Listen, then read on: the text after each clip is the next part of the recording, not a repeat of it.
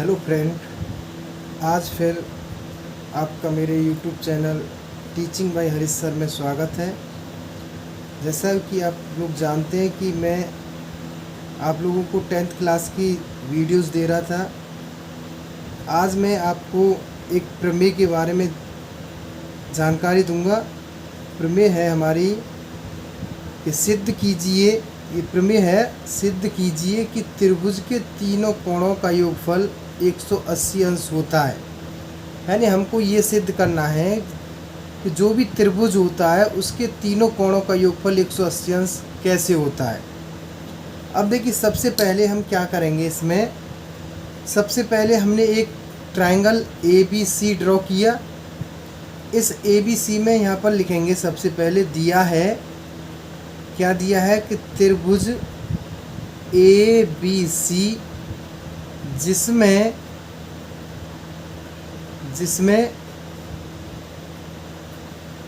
Angle A बराबर 1 मान लिया, एंगल B बराबर 2 और एंगल C बराबर 3।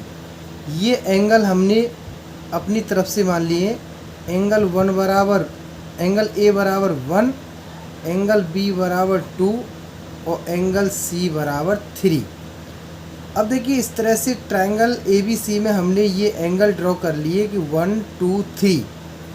और हमको सिद्ध क्या करना है, हमको सिद्ध करना है angle A plus angle B plus angle C बराबर 180 डिग्री। यानी कि हमको इन तीनों एंगल्स के सम 180 के बराबर सिद्ध करना है। अब देखिए, सबसे पहले इसमें देखेंगे कि ABC ट्रायंगल दे रखा है, लेकिन हम 1 2 3 एंगल को ही देख सकते हैं। इसमें क्या किया जाए जिससे कि ये एंगल 180 के इक्वल हो जाए। अब देखिए, इसमें जो BC भुजा दे रखी है, इस ट्रायंगल की BC भुजा, इसमें हम एक रचना करेंगे। क्योंकि रचना की क्यों आवश्यक हुई, क्योंकि इस एंगल A से यदि BC के समांतर एक रेखा खींच लें तो यहाँ पर लीनियर पेयर, रैखिक युग्म जो बनते हैं, जिन्हें हम संपूरक कोण भी कहते हैं।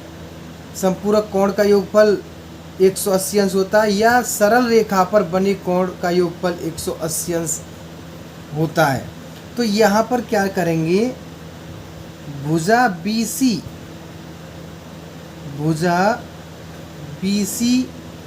के समांतर बिंदु A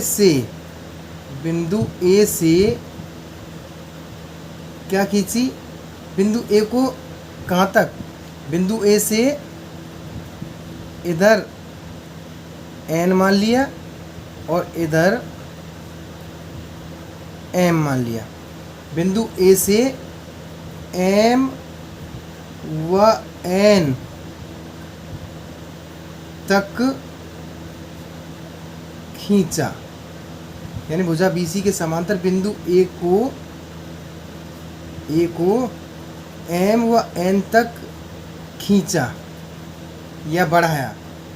तब यहाँ पर क्या होगा, MN समांतर होगा BC के। अब देखिए, ये MN जो भुजा दे रखी है, भुजा क्या, ये एक रेखा है जो कि इस BC के समांतर है।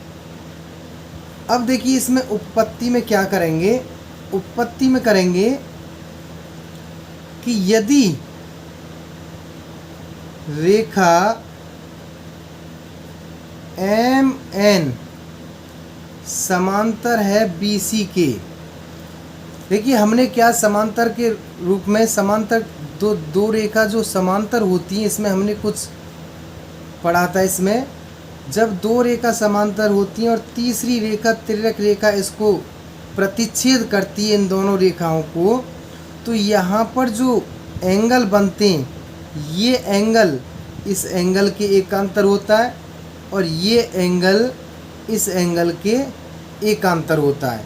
ये एंगल क्या कहलाते हैं? आपस में एकांतर कोण। यहाँ पर देख लीजिए जैसे 1 2 के 3 4 के, यानी कि एंगल 1 बराबर एंगल 2, एंगल 3 बराबर एंगल 4, ये आपस में क्या कहलाते हैं? एकांतर कोण कहलाते हैं। इसी प्रकार जब एम एन रेखा BC के समांतर है और यहाँ पर जो AB है ये कहीं ना कहीं इस पॉइंट से पार इस तरह से प्रतिच्छेद करेगी, इसी तरह AC भी इस तरह से प्रतिच्छेद करेगी। तो प्रतिच्छेद बिंदु हमारा ये A है। तो यहाँ पर क्या करेंगे? तब एंगल B बराबर होगा एंगल MAB के, यानी MAB क्या है? ये एंगल। तो एंगल 1B दे रखा है 2 बराबर एंगल MAB, यानी एंगल MAB बराबर मान लिया हमने 2, यानी ये एंगल हो गया 2। इसी प्रकार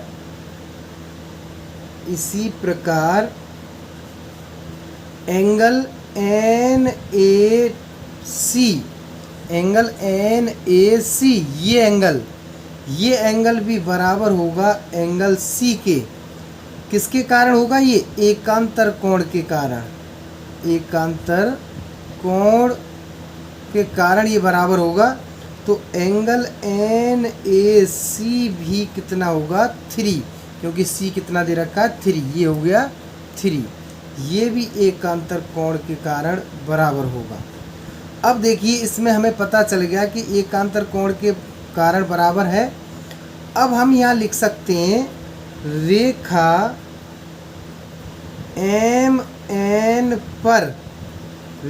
MN पर या सरल रेखा पर बने कोणों का योगफल 180 अंश होता है। अब इस पर जो रेखा पर ये एंगल जो बन रहे हैं, ये सरल रेखा पर टोटल जो एंगल बन रहे हैं, इन सभी एंगल्स का सम 180 अंश होता है। तो हम लिख सकते हैं 1 + 2 + 3 बराबर 180 अंश।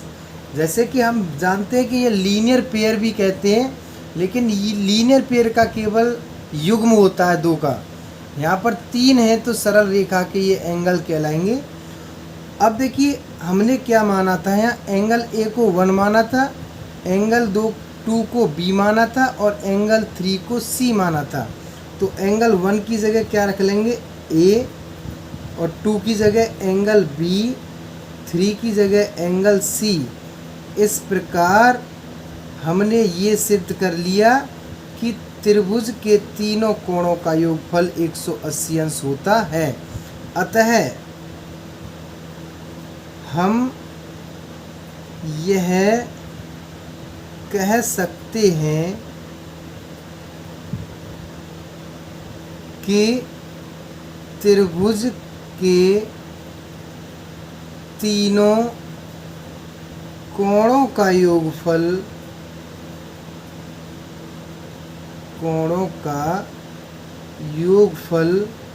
180 अंश होता है। यानी हमें यही सिद्ध करना था कि त्रिभुज के तीनों कोणों का योगफल 180 अंश होता है। तो आज हमने आपको ये 9th क्लास की त्रिभुज की एक थ्योरम थी चैप्टर 7 से, जिसमें ये पूछा गया था कि त्रिभुज के तीनों कोणों का योगफल 180 अंश होता है, ये सिद्ध करना है। तो आज हमने आपको त्रिभुज के तीनों कोणों का योगफल 180 अंश कैसे होता है इसके बारे में बताया। आपको अच्छे से समझ में आया होगा और आप इस वीडियो को आप देखें और अच्छा लगे तो इसको आगे शेयर करें अपने फ्रेंड्स में।